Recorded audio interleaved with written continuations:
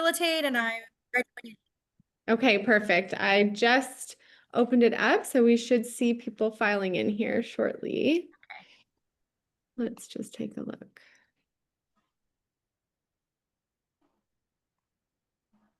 All right, I see, yep, everyone's starting to file in. I see we're at 29 attendees. Perfect. So how has the day been going so far? It's going. Yeah. This is almost our last event of the career conference. So after this, we have the Twitch party from 6 to 9, but it was a big day for us. Yes, it's been amazing. I think that the conversations have been really useful. So happy to see such diversity of industries and Yeah. expertise.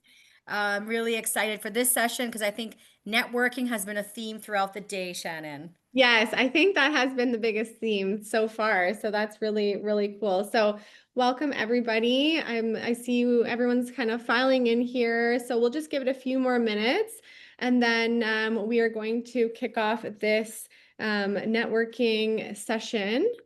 And I will share my screen just so we have it all geared up and ready to go.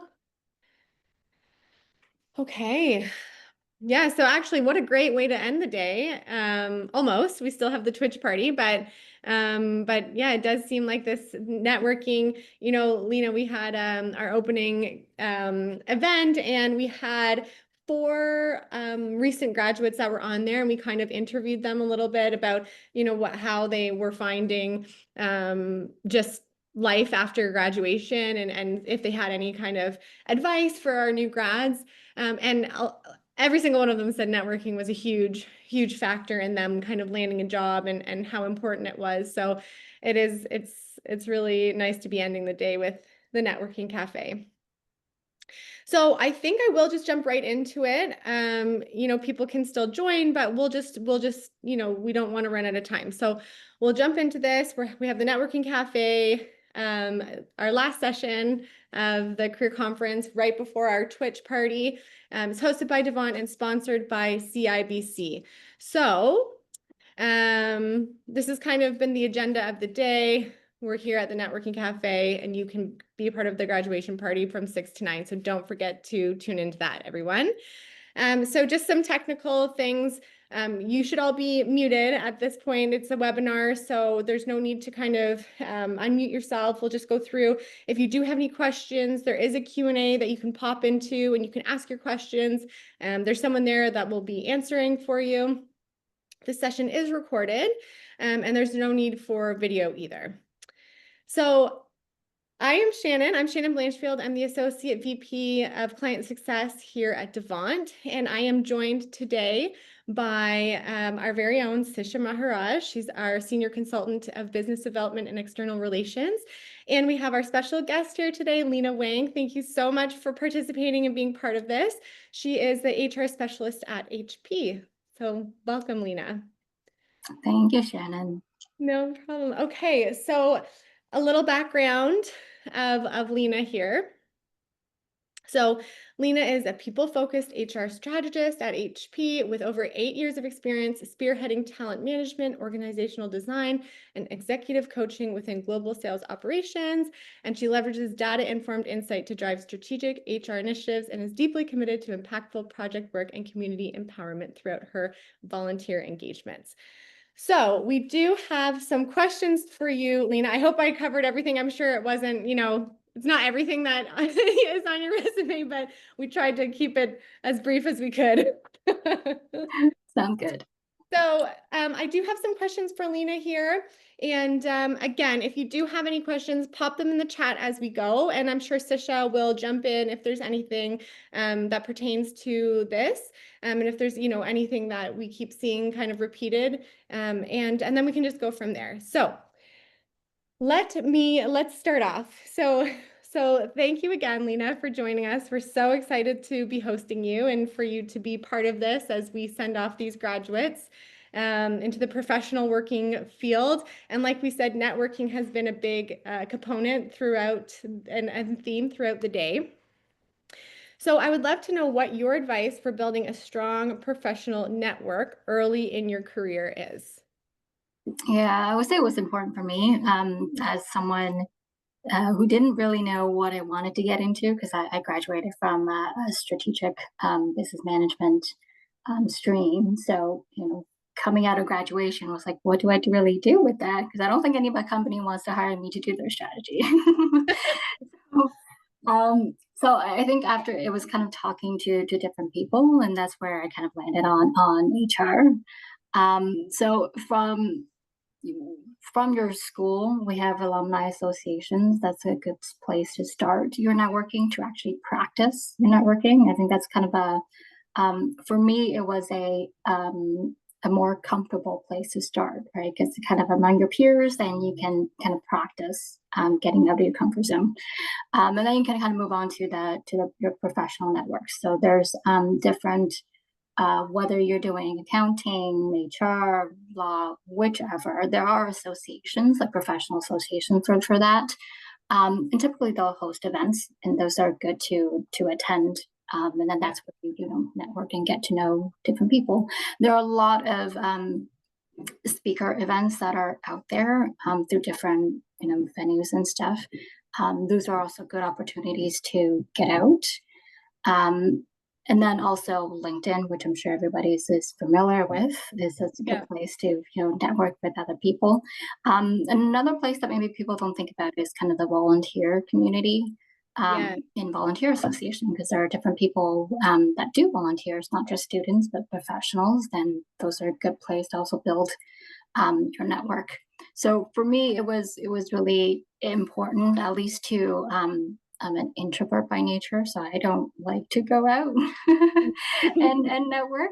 But it was really important for me to get out of my comfort zone to be able to do that, to at least start practicing it.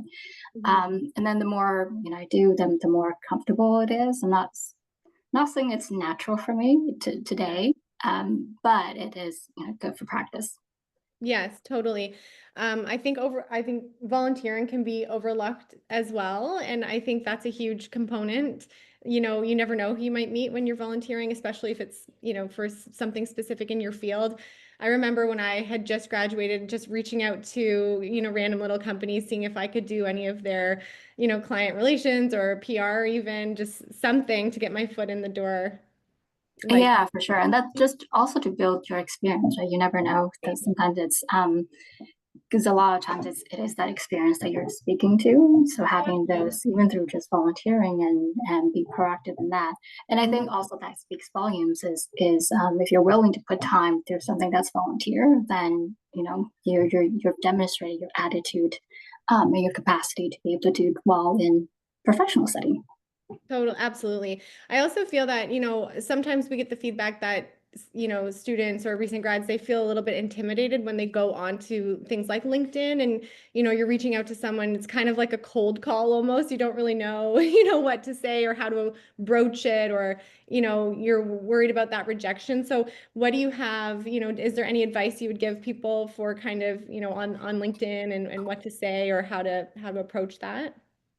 Yeah, I mean, some people would have kind of a lot on their LinkedIn profile, and they're very active, in which then you can kind of pick out things that trigger your interest, Mhm. and then reach out to them and say, "Hey, I see that you're doing this, or I'm interested in your field. I'm interested in the job that you do. Can I learn more about it?" And I think most people, if you go from that, they'd be willing to connect with you and kind of have a talk with you. What I would refrain from is just sending a connection and not writing anything at all, which Yeah. I get a lot as well. And then to me, it's like, well, what does this person want? I don't know them. Right. Just think about it, like if a stranger just kind of connect with you on LinkedIn or any social media, it's like, are you really going to accept them if they don't, Mhm. kind of initiate what they need from you. Yeah. So kind of understand what do you want to learn from that person, and Mm. then also what can you teach them. I think it Yeah. works both ways, Yeah. because I've had been in mentoring relationship where I'm the mentor, and I also learn from the mentee. So I think Mm. understanding both components is really important, and that gives you the leeway into having that introduction to that person. And most people Yeah. are going to be very friendly about it, but some people, they don't respond. If they don't respond, then they don't respond. That's fine. Yeah, yeah, no, for sure. And I think it's, most people, they do want to help, and most people are good, and they've been where you've been before, recently graduated. So, I know if someone reached out to me, I'd definitely take them up on a coffee. But that is a great segue into my next question for you. How can someone approach a mentor or an industry leader without feeling intimidated? Um, I'm gonna kind of take a page from my first manager, is try because you never know. Yeah. So ask. Hmm. Um, and sometimes, because totally understand that intimidation, that so I'm in a leadership program at HP, and I had to find my own mentor, and definitely I still feel that sense of, oh my gosh, what if that person, are they gonna have time, are they gonna have, they're going to want to, and but just give it a try, kind of let them know, it's like, I feel that you'd be a really good mentor because of your experience in XYZ. Would you be open to that? But also, being sure that you know what you're getting out of the mentorship Hmm. opportunity, or the mentorship relationship. I think having that clarity is very important, because sometimes we hear about, oh, get a mentor, and then you go get a mentor, but you don't really know what you need a mentor for. And Yes, then you're not totally. very prepared. So I think keep that in mind, is that first and foremost, you know what you want from the mentorship relationship. Like, what do you want to learn? What do you want to gain? Hmm. What do you want to work on? Yeah. And feel that person can help you, and then go with them with that ask, and then go from there. Yeah, definitely. And I guess it's really just up to, you could be meeting with them in person or virtual. I mean, there's so many options now today to kind of get that experience from somebody else. Yeah, and have that, once they say, yeah, be open to it, and have that first touch point with them, and kind of set the expectation of, do you prefer to meet in person? Do you prefer, like, how often, and so forth, so you guys both have kind of being on the same page. And I think when you go in with that, it shows the mentor, at least a good impression, at least for the Yeah, mentor, right? Because you're absolutely. it's like you're someone that, who you what you want. Mm. You're going to go for it, and you're going to be very organized about it. Um, and even if, like, I know a lot of people kind of think about, I'm going to go to have this mentor as a job opportunity thing, even if doesn't pan out, but you're going to leave an impression for them later on. They think, oh, I remember this mentee, they were really great. Hmm. And now I have this role open, or I know someone who has this role open, they'd be really great at. And that's kind of how it's never, you have this mentorship relationship for kind of the now. It's kind of long lasting impact. Yeah, yeah. And then you suggest kind of reaching out through, sites like LinkedIn for mentors, or kind of making connections, or how would you suggest going about that? I would say, start with LinkedIn. Mhm. Other ones is kind of during events, Mhm. when you have, Yeah. events like these, or when you have the opportunity to talk to the person, because there are going to be networking events where you get to talk to that person, you get to know them, and those are times you can then make the request if you could feel comfortable at that point. If you don't, at least don't get their contact, and then reach out to them later. Yeah, yeah, that's great advice. Okay, my third question, just a few more here. We'll get you out of the hot seat. Thank you. This has been really great and helpful. So, what role has mentorship or community played in your own growth? So, you did mention something about you actually have to seek out, you sought out a mentor in your current position. Yeah, I've actually seeked out mentor kind of throughout. Ever since I graduated, I seeked out mentor. It's just in my current program, like leadership program, I also have to do that too. So Mhm. my first, and I think, like everybody is, it's like, how do I actually go about getting a mentor, right? Mhm. I did it through, so I have HRPA, so HR Professional Association, and they have a mentorship program. So I started through going there. That makes it easier when there are formal, like, kind of mentorship programs that you can go through. But there are, I think, different associations nowadays, they start having like platforms that you can just connect people with. Mhm. 10,000 Coffee, that's a Right. site that's available for people to connect with, mentor, and then people that are going to be going on there, they will mark themselves as, available for mentorship and stuff like that. So that's also a good opportunity to do so. Um, and I feel like mentorship for me, it's starting as a new grad, it helps me gain knowledge into kind of my profession and industry.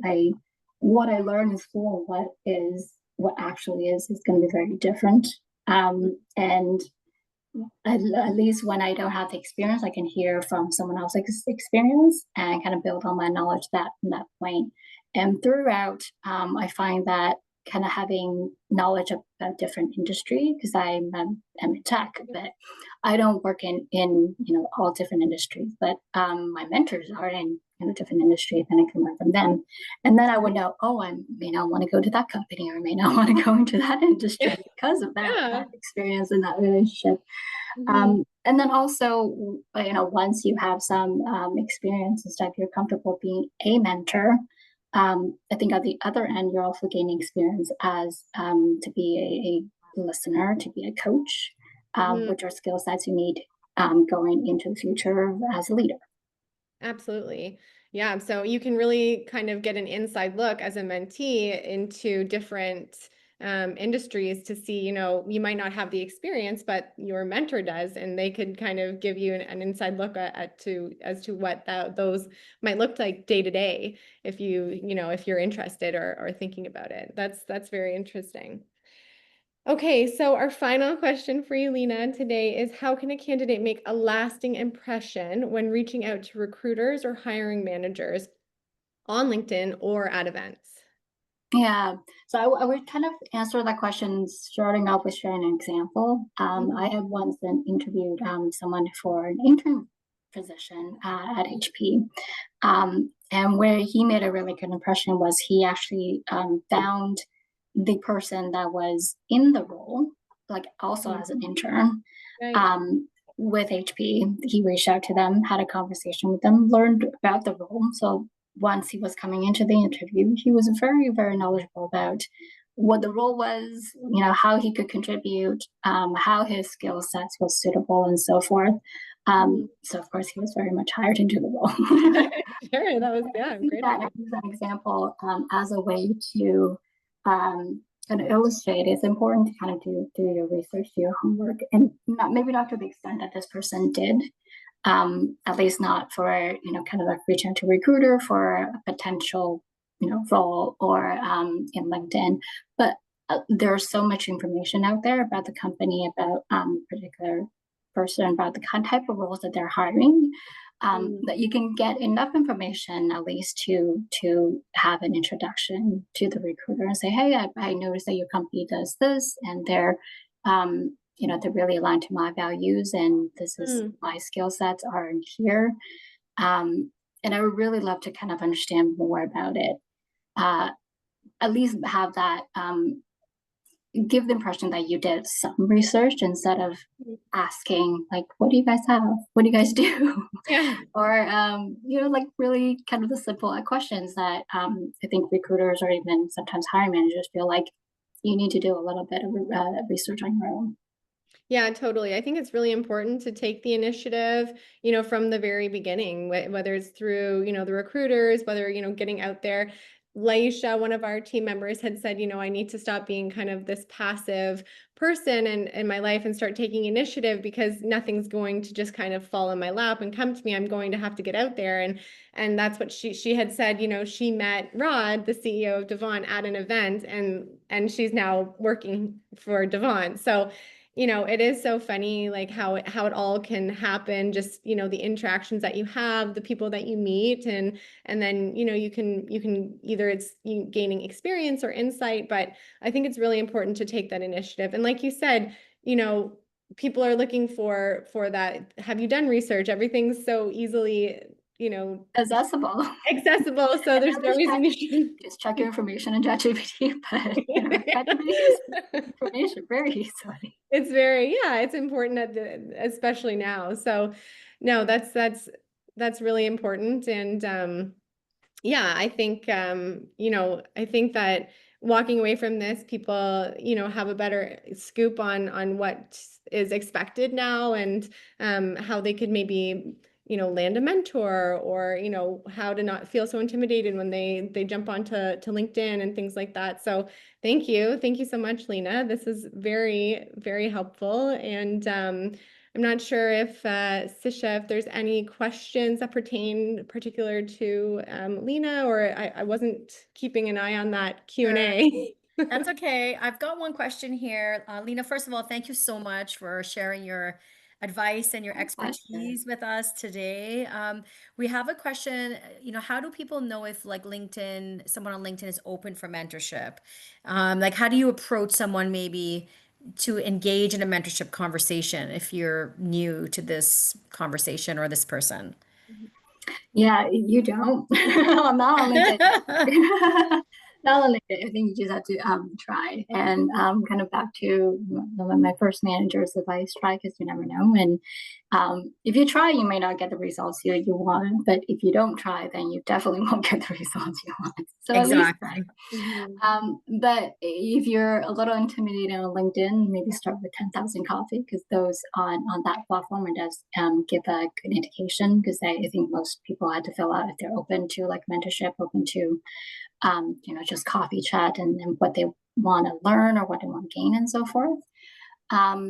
Start there. But I mean, most people are fairly open to having a conversation. And I think also have the conversation with them first if they're open to it, and then ask if they're open to mentorship. But also have, within the conversation that you're having, ensure that this is someone you feel like you can learn from, you can develop certain skill set because of them, and not just get a mentor because you feel like you just need a mentor.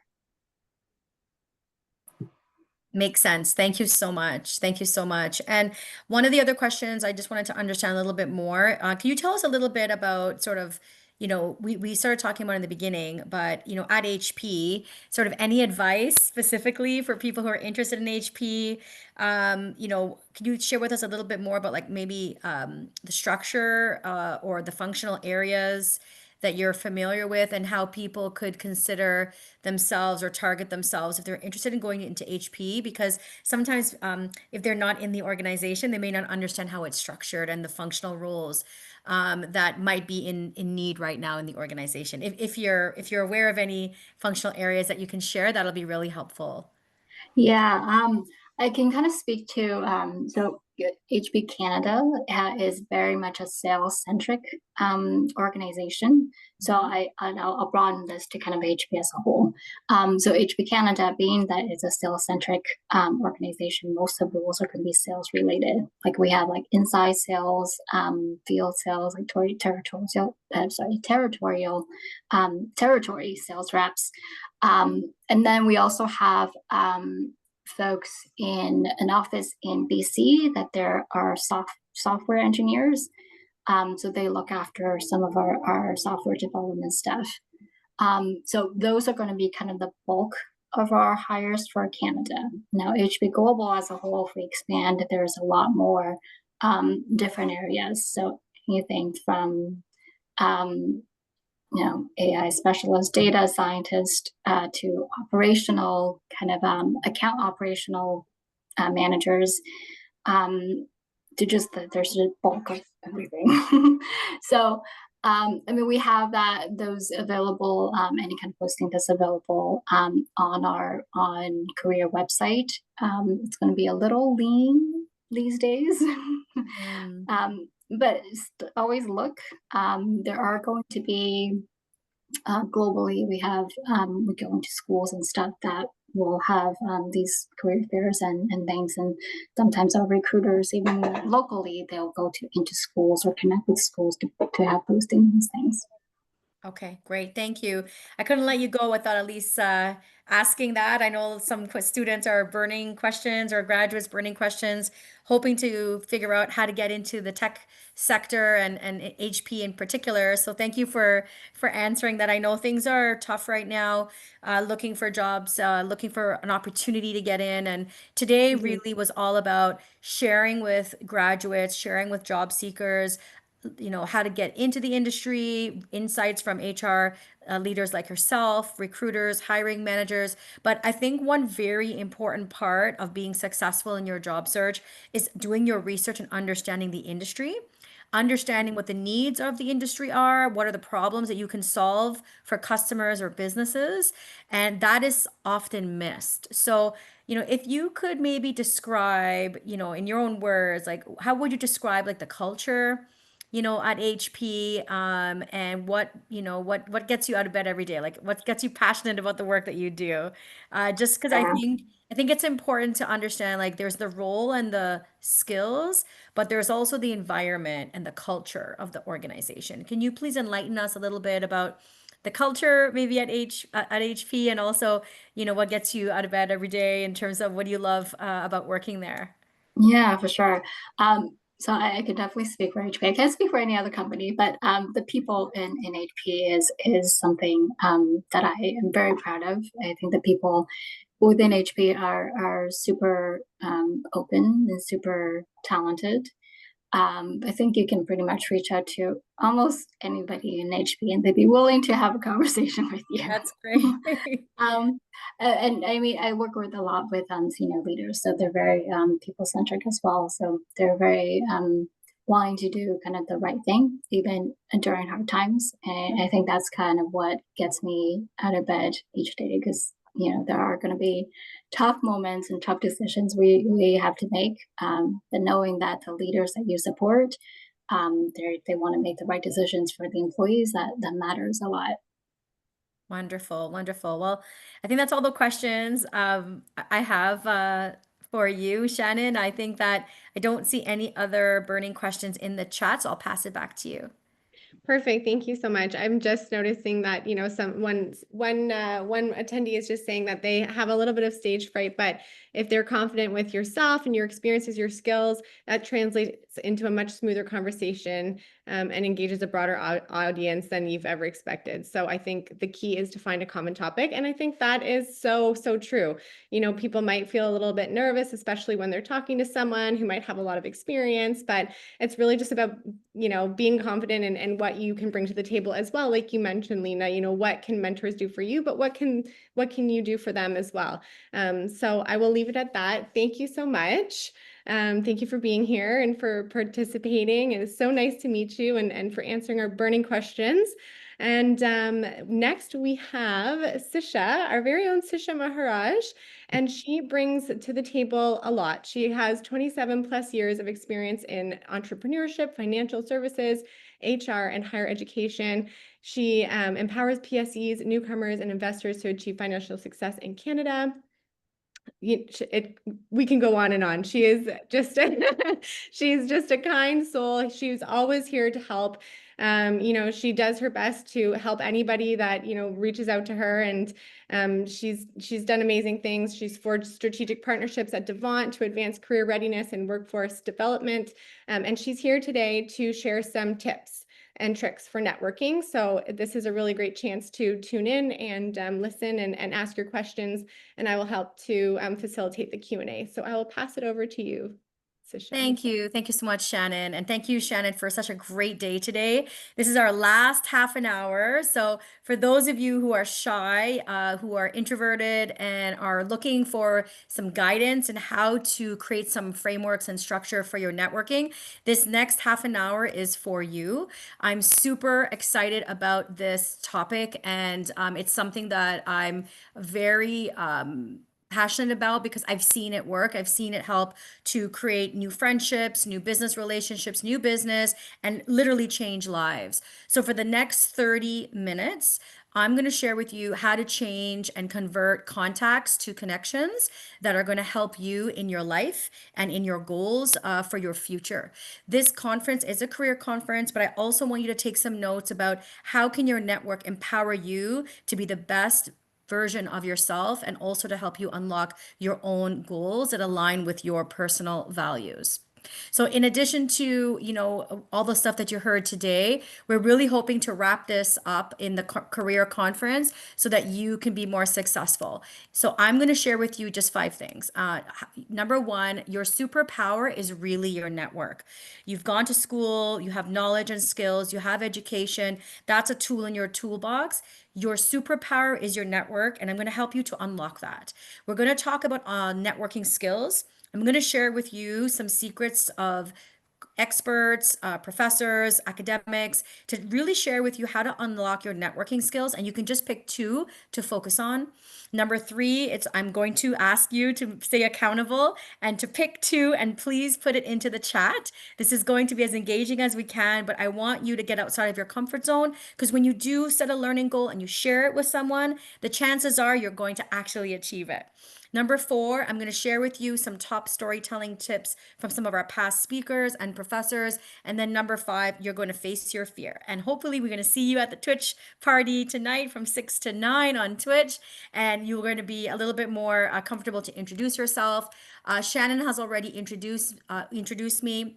I would just say that I am on a mission to facilitate 1 million quality jobs in Canada. And I believe very strongly that this can be done with innovation by leveraging strategic partnerships, innovating the recruitment process, and creating collaborative partnerships. Right now, recruitment is very siloed, it's broken. And I think that the demand and supply of labor, we need to build connectors and bridges. So this is what Devant does. And that's why I'm so excited to be a part of this organization and to do the work that we do every day along with Shannon, who's keeping us all together and leading us into the next generation of Devant with some new enhancements that will be coming soon. So before I go further, it's been a long day, so I'm going to ask you a quick brain teaser. I promise you it's easy. How many F's are in this phrase? Give you 15 seconds. Put it in the chat. How many F's are in this phrase? Okay, drum roll. There they are. So who said 6? So I'm testing this to see if you're paying attention. So this is going to be really important in the next 25 minutes or so. So I'm hoping that I can hold your attention virtually. So as I mentioned, what is your superpower? Every single one of you has a superpower, and it is your network. Now, you may think, I don't know a lot of people. Who do I know?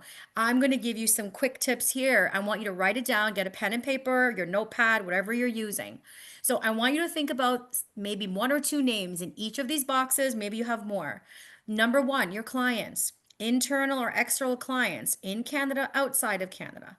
You have alumni. So depending on which school, actually Lina and I are the same alumni from the same school, and it's been awesome to reconnect with Lina. And I reached out and invited her and said, "Would you be available?" And of course she said yes. So I'm so grateful to you, Lina, for being here today.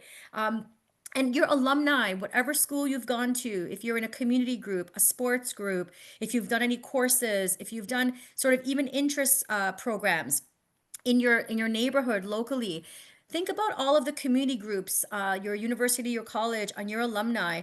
You will have an alumni group. We're actually creating a new alumni group for Devant on LinkedIn to try to facilitate connections, to try to facilitate networking opportunities. Usually, alumni are very responsive. You've got something in common, whether that be your school, your academic area of study, a problem that you're trying to solve, maybe professors that you love together, that you went to the same class. You find those common threads. So, alumni in your school, you can find them on LinkedIn, you can find them on social media. Sometimes alumni are recognized by awards, certificates, they're on panels. Today alone, I had a couple of alumni from my university as speakers today, and I forgot that some of them were from the same school. So they're going to be added to my alumni list. So, what's really important, I'm not going to go through every single one of these, but what's really important, you need to write down your alumni network. You have some information maybe in LinkedIn, you have some information in your WhatsApp or your phone. It's very important for the future of your career, but also for your own learning and growth to make a list, an organized list with tags.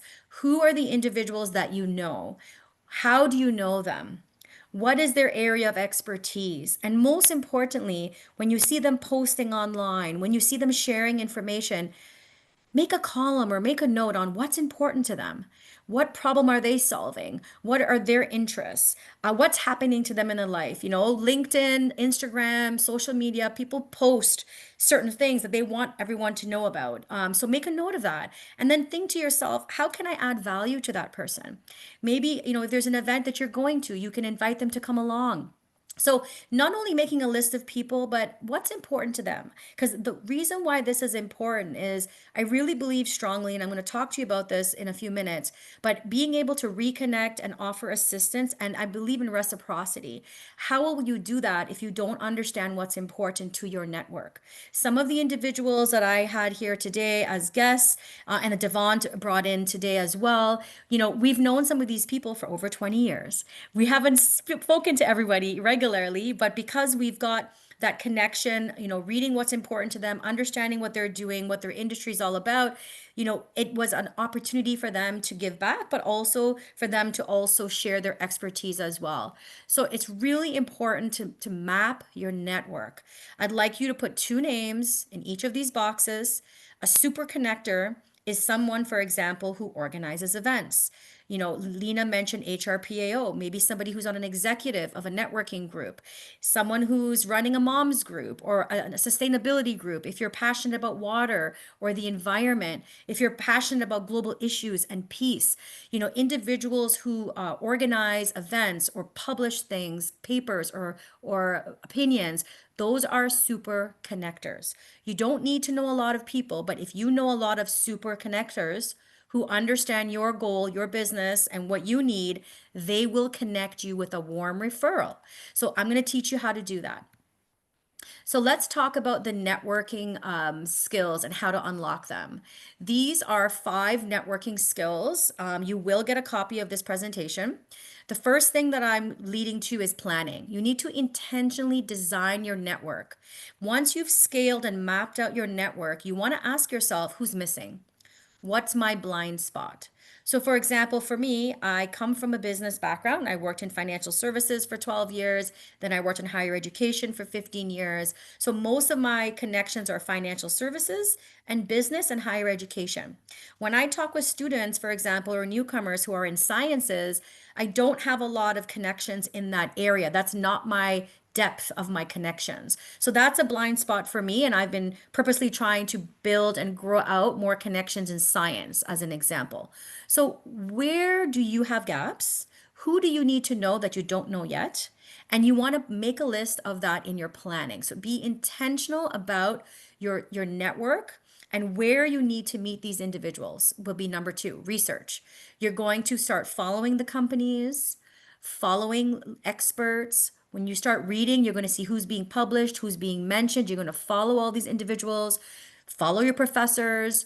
There's so many experts that are sharing information. We have information overload. So you want to automate your networking skill but with your research, simply following, adding your name to newsletters, following influencers and researchers, as I mentioned, and others. Then every day you're going to get information being fed into you, so that this way you can start to learn who are the movers and shakers, the hiring managers, recruiters, or people that you want to get in touch with. Then number 3, your story. Designing your personal story with your MVP. Why should they connect with you? What is it that you offer of value? Okay? It has to be a give and take, okay? So reflect on your competencies. How can you help other people? How can you serve clients, partners, colleagues, or friends? Number four, strategy. You only have so much time in a day. And I actually did an analysis. I worked for many years in the Career Center and higher education along with amazing higher ed community career counselors, coaches, and professionals. We did a lot of analysis on this. I actually analyzed the networking before info sessions, during recruitment events, and following up. So there is a strategy. I will encourage you to do this as a project plan. Every Monday, you're going to set your intention. You're going to send out your outreach to individuals. I would recommend you set a number, at least 20 outreaches per week, and you're going to do a follow up 3 days later, 7 days later, and then 3 weeks later. There's a lot of literature around this, but remember, there's still about a 10% callback rate. So if you reach out to 100 people, you'll likely get 10 or so follow up and conversions. Okay. It's a numbers, it's an art and a science. So, what's the strategy for you in the time of your day? We all have the same number of hours a day.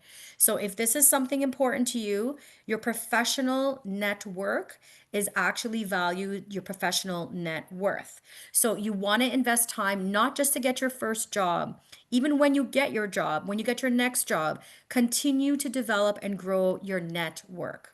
And then finally, this is my point, very important, is just start. Face your fear, outreach, give back, connect in person, connect online. We heard it today. Be authentic, be honest, and be curious. So, where do you find networking events? I would love for you to put in the chat right now what is an event that you're thinking of going to. I'm going to give you some ideas. I try to post as much as I can. With Devon, you're very fortunate because Devon offers weekly free events, monthly Ask a Recruiter events, industry events. We offer career launch, like for alumni. We also offer get hired at home events. And I'm just amazed, of how many people follow up with speakers and how many people don't. Most of the individuals that are here, they're here for you. They're here to share information, to connect as well. So don't be shy. Think of a personal follow up, reach out to people, stay in touch. I love the fact that you're introducing yourself to each other. Don't underestimate the power of the peer network. Here are some examples. I'm not going to go through every one, but there are associations, industry events, on campus events, community events. Like, thank you to CIBC for sponsoring this networking cafe. They actually do every year a CIBC Run for the Cure. Every organization has events and community work where they invest in the community. CIBC has also generously sponsored, after our career launch, to have in-person networking cafes with coffee, some refreshments, at some local branches where you can meet individuals and learn about financial services and careers in financial services. So this is virtual today, but you'll have the opportunity in the future to meet with CIBC reps in person. So look for those events. Look on Eventbrite, on social media. There's lots of opportunities for you to meet employers and do community events. I want to share with you the power of storytelling from Adam Rodericks. He is an alumni also from my school, but at the same time, he is the national director at KPMG, and he says stories have the power to bridge the gap between individuals, creating a sense of connection and understanding. So, what's your story, and how are people going to remember you? What are you going to share with an individual when you see them at an event, when you introduce yourself virtually or in person? I really want you to take advantage of your help that you're getting through Devant and the career centers, talking with friends about what introduction are you going to have? What are you going to say? And maybe you have it evolve based on the event or your goal or where you're at. But the one thing I want you to remember is that nobody is like you. You are unique. So, what's your story? You're in control, not the recruiter at this point. It's you. So, you design intentionally your intro. You design intentionally the stories that you want to share with others. So I'm going to leave you with a few quick tips. I normally do this in person in an hour session, but I want to make sure you leave with some tools so that after your graduation, or even if you have a survival job, maybe you're looking for your gig job, you want to get some consulting income, you want to have more flexibility. I'm going to ask you to please put in the chat just 2 skills that you're going to practice and work on in the next 30 days. Number 1, You are born with curiosity. And parents who are out there can vouch for this. You know, my little ones, they touched everything. They put everything in their mouth. They were just so curious about the whole world, about everything, even bugs, right? Everything there was a curiosity. So you were born curious. So don't lose that. You know, yes, you finished school, but one of the skills that you have is you learned how to learn. So you can literally learn anything. So encourage your curiosity. Think about open-ended, probing questions. Think about, as I said, the problems that you want to solve. Some of the best networkers that I've ever met ask the best questions and actually speak the least. They listen more. And the curiosity is what helps them to feel that the person that they're speaking to is being heard. So, curiosity. Number two, active listening. As I mentioned before, I gave you some clues.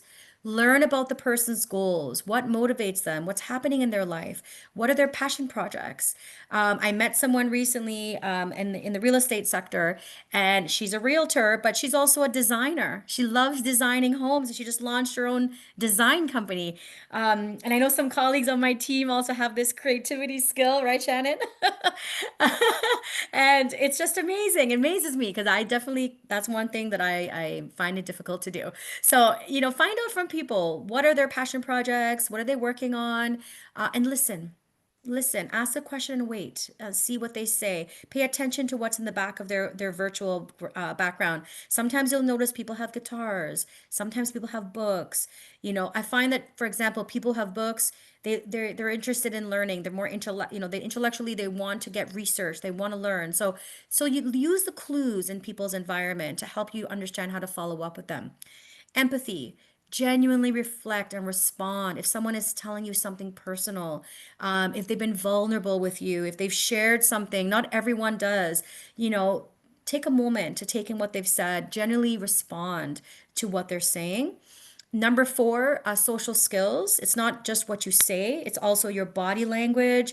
When you're interacting, are you paying attention? When people are on audio or virtual meetings, think about how you can show interaction and engagement with emojis or comments. If you're shy to have your camera on, how else can you engage?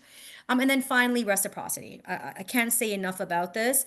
I have gotten so much opportunities by actually not going after a sale, but by trying to help someone else, it turned into a sale for me, and I was not my intention at all. So I believe in reciprocity. How can you help this person to keep in touch, recall their interests and goals, and do you have a shared learning goal? So here are just some examples of some topics. I won't read them all, but for example, think about a story of a raving fan, a time when your client referred you new business. Or think about a time when you didn't follow the map. Okay, so these are just some ideas, but we will continue to help you to come up with your stories through career coaching sessions. For those of you who are in the Sarnia-Lambton area, we have a great program where the City of Sarnia-Lambton Economic Development Center has sponsored a free coaching hour for individuals who live and work in the Sarnia-Lambton area. So you can get assistance with developing your story. So some storytelling tips for you. Embrace your unique narrative. As I mentioned, you're like a snowflake. You're unique. Do not need to copy anyone else. Be yourself. Own your story. Own your journey. Be honest. Honesty builds trust. You heard it from the recruiters today. Jonathan mentioned he can see right through when people are like embellishing their titles or embellishing the work that they did. Just be honest with your work experience. Be honest. If you don't know, it's okay to say you don't know, but maybe what would you do to find out that information? Okay. So think, that vulnerability is a strength. Right now, where everyone's Instagram looks like they have maybe the perfect life, it's the perfect movie, the reality is that's not really what life is about. It's just a 30-second clip. So your vulnerability, your honesty is what's going to stand out online. And actually, Adam Rodricks has a really good YouTube video on how to build trust online. I highly recommend you take a look at it. Utilizing peer feedback. So if you're not sure where to start, take a look at performance reviews. Ask your friends, what's one thing that's memorable about me? What's one thing that annoys you about me? What should I work on? Just ask your friends. They'll tell you the truth, and be a friend. Maybe if you want to help someone and they're stuck, How do you help someone get unstuck? Sometimes they need the truth, right? Just tell them honestly because they know that it's going to come from a good place. And then finally, in terms of your story, you need to practice. You can overcome nervousness and lack of confidence with practice. We organize live interviews, speed interviews. You will hear from Shannon shortly as a follow up from this conference. We will be sharing opportunities for you who are alumni, so stay tuned for that. But the worst thing that I've seen so far is when we have put opportunities with recruiters for students, newcomers, or job seekers. And the first time they actually talked about themselves was the live interview. So please practice. Please, please, please practice because we are handing you these opportunities to network and to meet with decision makers. We want you to be successful. All you need to do is get to the next level, the next stage. And even an informational interview could be a real interview. So you need to practice. One of my favorite professors is Professor Tiziana Cashiero, and she gives advice on how to learn how to love networking. And she did some research, and she said in her research that she knows that networking makes people feel dirty. That's what her research outcome was. So you are not alone. If you feel uncomfortable networking, you're not alone. Usually, if you're in a position of less power, you don't feel as comfortable networking, and her research demonstrates that. So here are 3 tips: focus on the learning, find a higher purpose, and think broadly on what you can give back.